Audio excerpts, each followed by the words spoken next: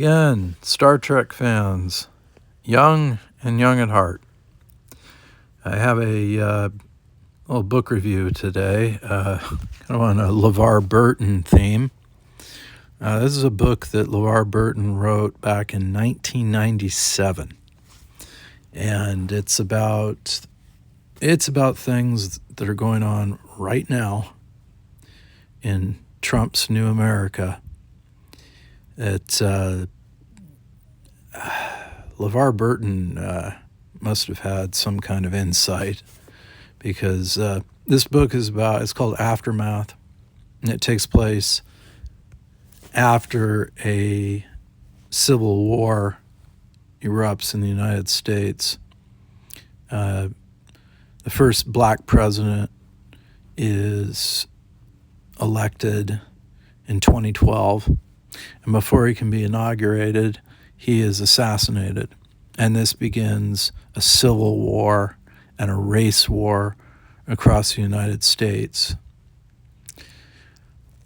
And what's interesting about this book is that not only has Levar Burton tried to imagine such a horrible, horrible world that he creates.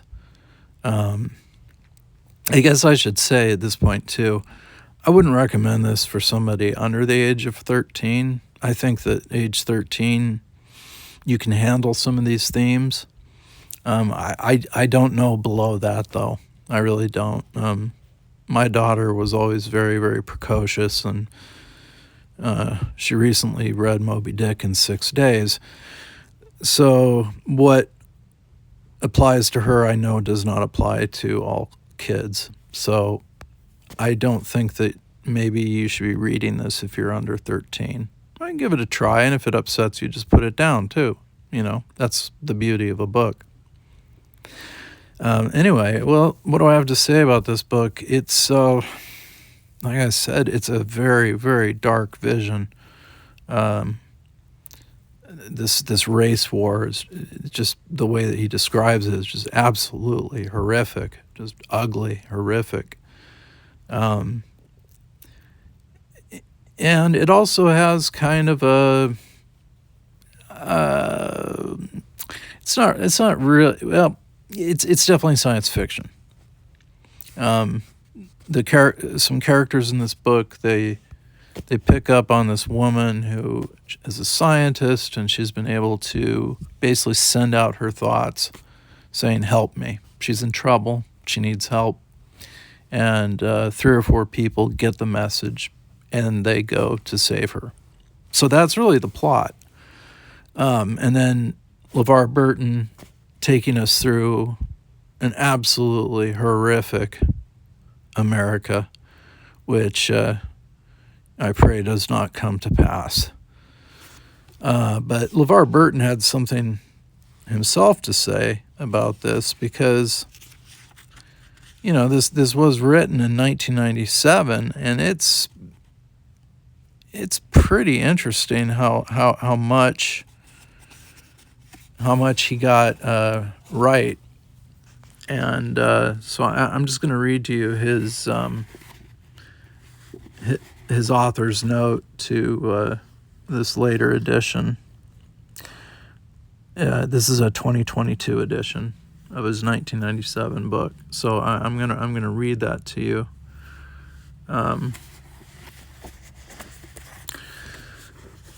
Okay.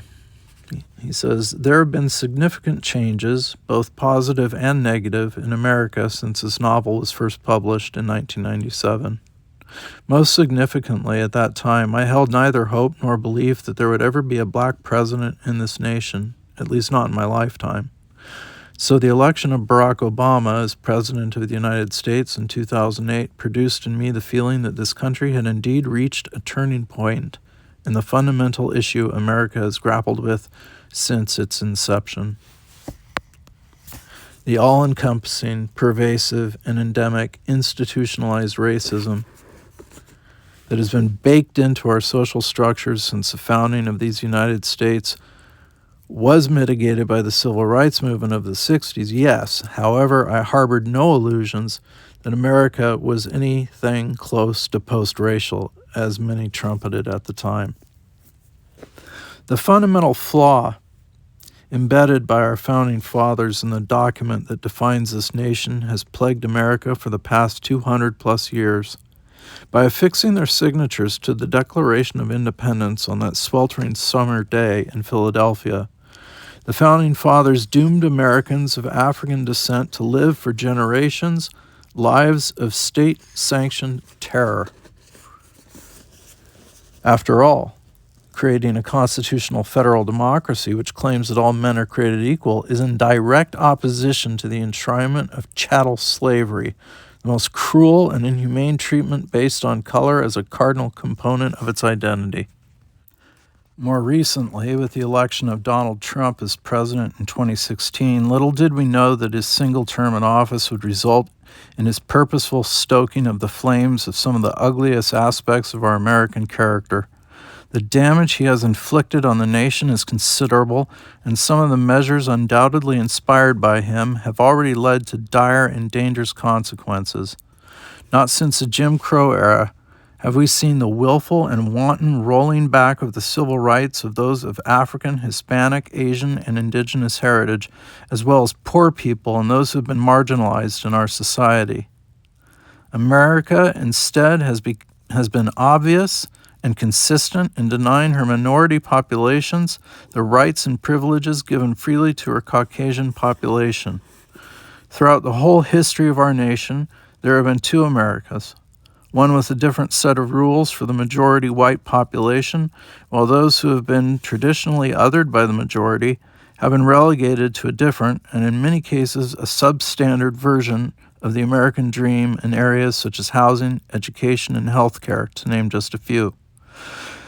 Although there has been an historical disparity in how minorities are treated by the law enforcement community in this country, even those who continue to be committed to denying this reality are being met with evidence of such treatment that has been captured and broadcast, incontrovertible proof, evidence of what the reality of many has been all along.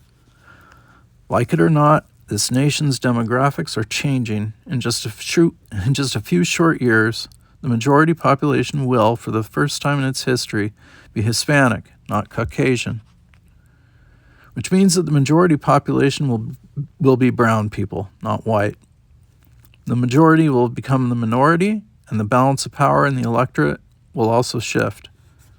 Given our history, I suspect there to be some resistance to this inevitable shift. The nature and, most importantly, the degree of that resistance undoubtedly will have a major impact on the next chapter of the American story. One final note, I invite you, dear listener, to observe how some of the predictions made in the chronology of events which are designed to set the context for the narrative seem eerily prescient. Over the years, I have sometimes been astonished by the similarities between my timeline and unfolding events. You may well be too. However, I wrote this novel as a cautionary tale, a piece of post-apocalyptic fiction, and as we all know, the truth can sometimes be stranger than fiction. Is there any possibility that this experiment called democracy will ever realize its promise, that all of us are indeed equals, entitled to life, liberty, and the pursuit of happiness? Who knows? Certainly not I.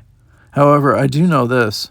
The answer most likely will be found in an evolution out of our penchant desire to dominate the other. That ruthless greed and a lust for wealth and power must give way to an ethos based on compassion, that e pluribus unum is more than simply a slogan inked on our currency, by remembering that the few are worthy of all the benefits that come with being an American. Further, it is the responsibility of many to ensure that those rights guaranteed in our Constitution are enjoyed by us all. And when the many become the few, may they enjoy the fruits of the American experience unbound in any manner, contrary to the way those fruits were consciously and continuously denied to those on the opposite side of the color line. Levar Burton, May 2021. This content was a transcript from the audiobook edition recorded by Hatchet Audio in May 2021. Okay, I'm also going to read to you his timeline of events because, as he says in here, it does come off as eerily prescient. So I'll give that to you in a second. Okay, and here's the chronology of events leading to the War of 2015-2018. 2009, America launches Space Station Alpha. Built and supplied by numerous shuttle launches, the space station houses a crew of 60 scientists and engineers. It is a proud day for the United States, but there is considerable grumbling among members of Congress about the cost of the project. Many think the money could have been better used to provide services for the country's growing number of homeless. Elsewhere in the world, skirmishes, minor wars, droughts, famines, and overpopulation have brought the global economy to the brink of disaster. Struggling with its own financial problems, the United States can no longer provide financial assistance to other regions. 2009 was the year that I was let go from my university teaching position because, United States, we didn't have a depression. Well, it was basically a depression.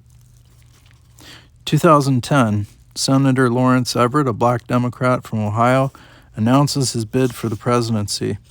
An outspoken advocate of racial equality, he vows to increase spending for the homeless and needy, rebuild America's inner city areas, and end the stranglehold big business has on government. Although his plans don't sit well with those already empowered in Washington, he proves to be a popular choice with the people and soon leads a race.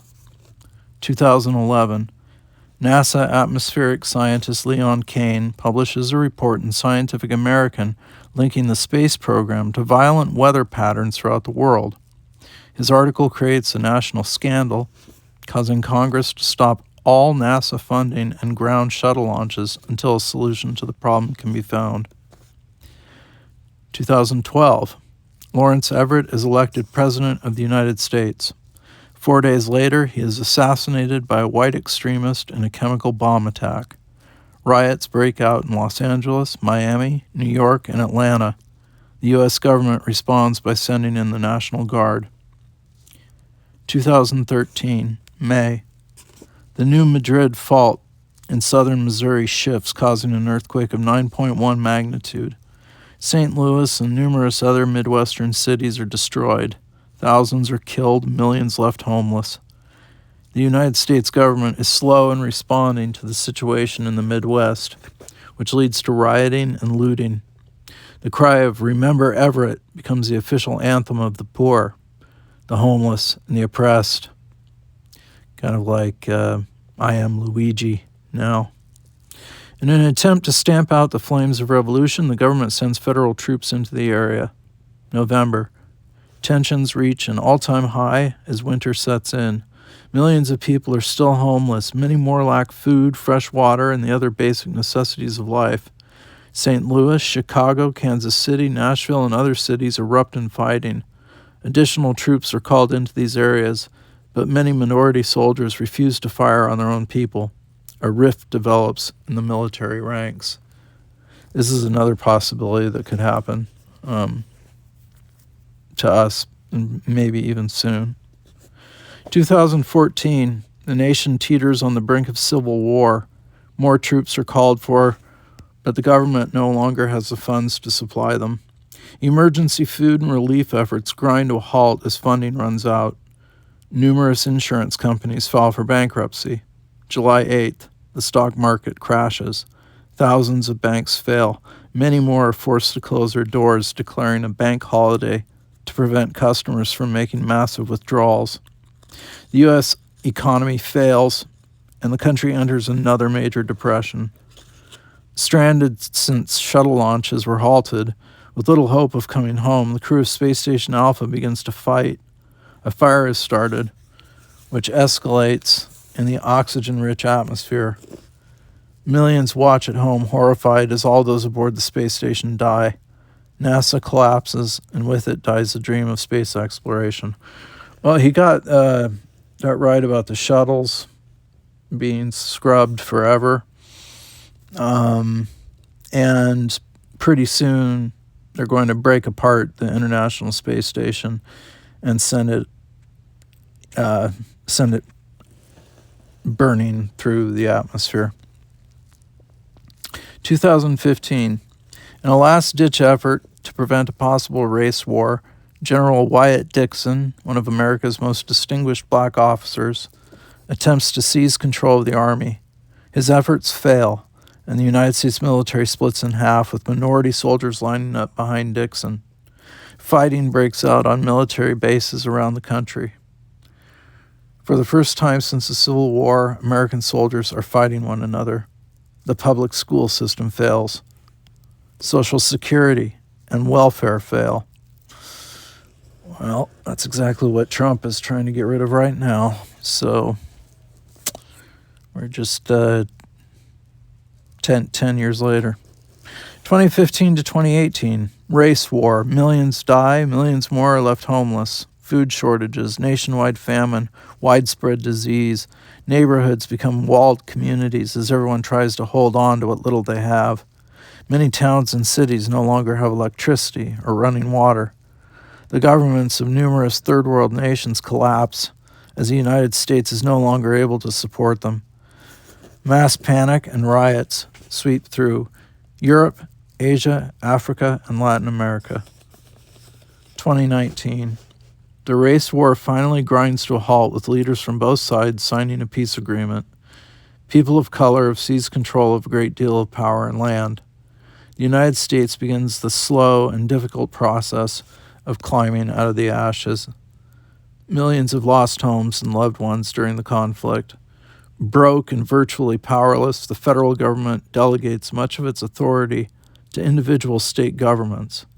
These governments set taxes as they see fit and provide what benefits they can for their citizens. States that are still productive and suffered little in the war are swamped by an influx of refugees from neighboring states, forcing some to close their borders to outsiders. Even then, they do not have the money or the manpower to stop the flow of refugees. That's going to be happening soon as well with climate refugees, namely people on the coastlines, and also deserts. Along the nation's highways, shantytowns and tent cities have been erected. Many are home to impoverished refugees and victims of the war, a place to start over for those who have lost almost everything. Others are the domain of prostitutes, bandits, and those who prey on weak and weary travelers. Yeah. This book reminds me quite a bit, actually, of Stephen King's The Stand. There's just this kind of feeling in there. It's very similar to me. Maybe I'm the only one who thinks that. But, yeah, I kind of felt that there was a little bit of The Stand in there. Levar Burton's a good writer. I mean, he's been reading to kids and adults for decades, so I'm not the least bit surprised that he's a pretty good writer. So, if you're interested, I would recommend this book. I'd probably give it, to be honest, I'd give it 3 out of 5 stars. But it's a high 3. All right. Well, enough of the preaching. If you do check out this book, I hope you enjoy it. I hope you get something out of it. It's definitely timely. So if you want to read something that goes along with what's happening right now, I would highly recommend this book. So thank you very much. I hope you enjoyed this. This is Daddy Star Trek signing off.